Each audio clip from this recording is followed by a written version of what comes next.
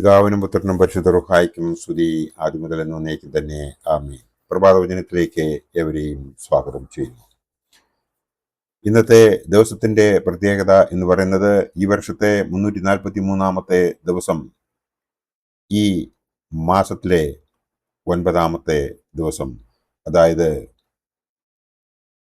December 9, 2025 ചൊവ്വാഴ്ച. ഇന്നത്തെ ധ്യാന വിഷയം ദൈവമക്കളായ നമ്മുടെ സമ്പർക്കം ആരോടൊക്കെ ആയിരിക്കണം. ദൈവമക്കളായ നമ്മളുടെ സമ്പർക്കം ആരോടൊക്കെ ആയിരിക്കണം. ഒന്നാമത്തെ കാര്യം, നമ്മൾക്ക് ഒരു ഉറച്ച വിശ്വാസം ഉണ്ടായിരിക്കണം നമ്മൾ ദൈവമക്കൾ ആണ് എന്ന്. ആ ഉറച്ച വിശ്വാസം നമുക്കുണ്ടാകണമെന്നുണ്ടെങ്കിൽ നമ്മൾ അനുസരണയുള്ളവരും ദൈവത്തിൻ്റെ വഴിയിലൂടെ യാത്ര ചെയ്യുന്നവരും പ്രാർത്ഥിക്കുന്നവരും എല്ലാറ്റിനും സ്തോത്രം ചെയ്യുന്നവരും സത്യസന്ധരും സന്മനസ്സുള്ളവരും ആയിരിക്കണം. അങ്ങനെയുള്ളവർക്ക് മാത്രമേ ആരോട് സമ്പർക്കം ചെയ്യണം എന്നുള്ളൊരു ചിന്ത പോലും കൂടെ വരികയുള്ളൂ. സദൃശ്യവാക്യം ഇതിൽ പ്രകാരം പറയുന്നു, 13-ാം അധ്യായം 20-ാം വാക്യത്തിൽ പറയുന്നത്, ജ്ഞാനികളോടുകൂടെ നടക്ക, നീയും ജ്ഞാനിയാകും, പോഷന്മാർക്ക് കൂട്ടാളിയായവനോ വ്യസനിക്കേണ്ടി വരും എന്നാണ്.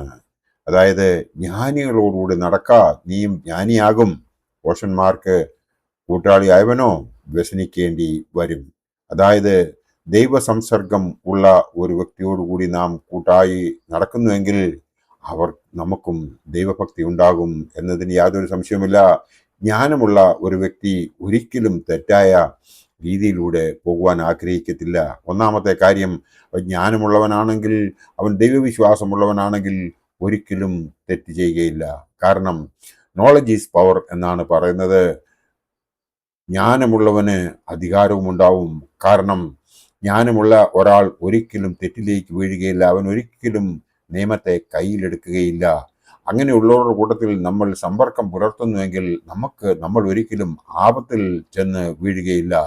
എന്നാൽ പോഷന്മാർക്ക് കൂട്ടാളിയായവനോ വ്യസനിക്കേണ്ടി വരും. കാരണം പോഷന്മാർ ദൈവ വിശ്വാസം ഉള്ളവരായിരിക്കില്ല. അവർ എന്താണ് പറയുന്നതെന്ന് ഒരുപക്ഷെങ്കിൽ അവർക്ക് ശരിയായ ഉറപ്പുണ്ടാകത്തില്ല.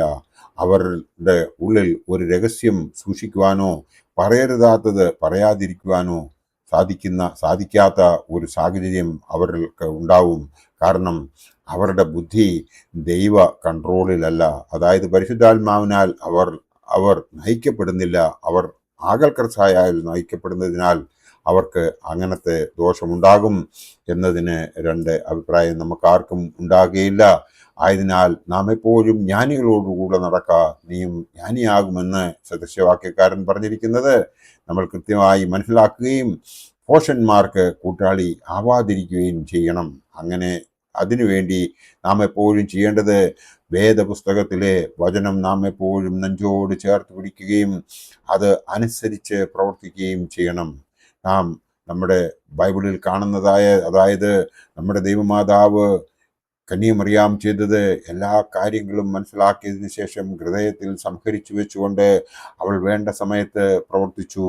അവൾക്കുണ്ടായതുപോലുള്ള ദുഃഖം ആർക്കും ഉണ്ടായിട്ടുണ്ടാവില്ല. എന്നാൽ അവൾ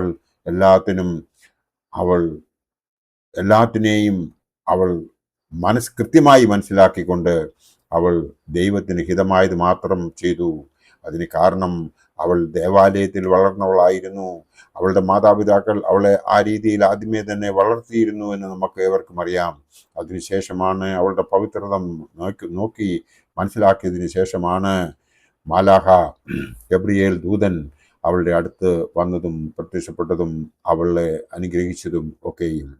നാം അങ്ങനെ ഒരു ജീവിതം, പവിത്രമായ ഒരു ജീവിതം, ജ്ഞാനികളോടുകൂടി ഉള്ള സമ്പർക്കം നമ്മൾ നടത്തുന്നുവെങ്കിൽ, അവരോടുകൂടെ നടക്കുന്നുവെങ്കിൽ, എപ്പോഴും നല്ല പ്രവൃത്തികൾ നമ്മൾ ചെയ്യുന്നുവെങ്കിൽ, നമ്മൾ ദൈവ ഭയമുള്ളവരാണെങ്കിൽ, പ്രാർത്ഥിക്കുന്നവരാണെങ്കിൽ, നമുക്ക് കിട്ടിയിട്ടുള്ളതായ എല്ലാ കൃപാവരങ്ങൾക്കും വേണ്ടി നമ്മൾ നന്ദി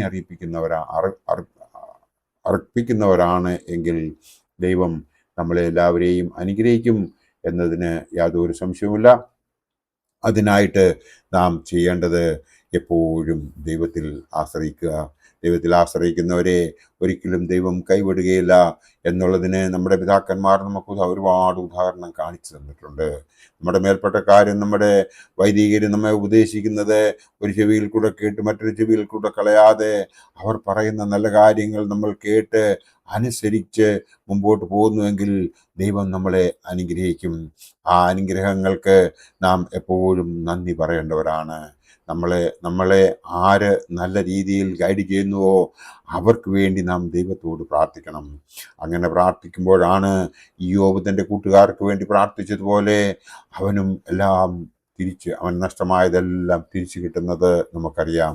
അതിനുവേണ്ടി നാം ചെയ്യേണ്ടത് ദൈവത്തെ ഒരിക്കലും തള്ളിപ്പറയരുത്. നമ്മളുടെ തെറ്റുകൾ എന്താണെന്ന് മനസ്സിലാക്കി അതിനെ കറക്റ്റ് ചെയ്യുവാൻ നോക്കുക. നമ്മൾ ഇന്നേവരെ ചെയ്തിട്ടുള്ളതായ പാവങ്ങളെ ആവർത്തിക്കാതിരിക്കാനുള്ള ആ ഒരു മനോധൈര്യം എനിക്ക് തരണമേ എന്ന് ദൈവത്തോട് പ്രാർത്ഥിക്കുക. അതിനുവേണ്ടി നാം ചെയ്യേണ്ടത് എപ്പോഴും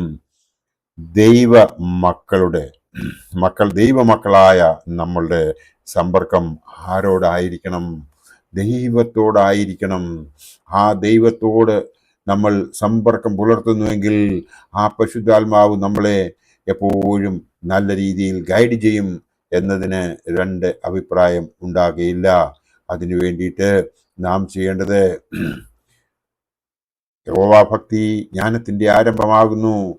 പോഷന്മാരോ ജ്ഞാനവും പ്രബോധനവും നിരസിക്കുന്നു എന്നുള്ളത് മനസ്സിൽ ഗ്രഹിച്ചുകൊണ്ട് നാം മുമ്പോട്ട് നമ്മൾ സമ്പർക്കം ചെയ്യേണ്ടത് നമ്മുടെ കർത്താവായ യേശു ക്രിസ്തുവിനെ ആണെന്ന് മനസ്സിലാക്കി നാം ജീവിക്കുന്നുവെങ്കിൽ ദൈവം നമ്മളെ അനുഗ്രഹിക്കും. നമുക്ക് അതിനുവേണ്ടി പ്രാർത്ഥിക്കാം. ദൈവം നമ്മളെ എല്ലാവരെയും അനുഗ്രഹിക്കട്ടെ. എൻ്റെ വാക്കുകൾ ഇവിടെ ഉപസംഹരിക്കട്ടെ. നന്ദി, നമസ്കാരം.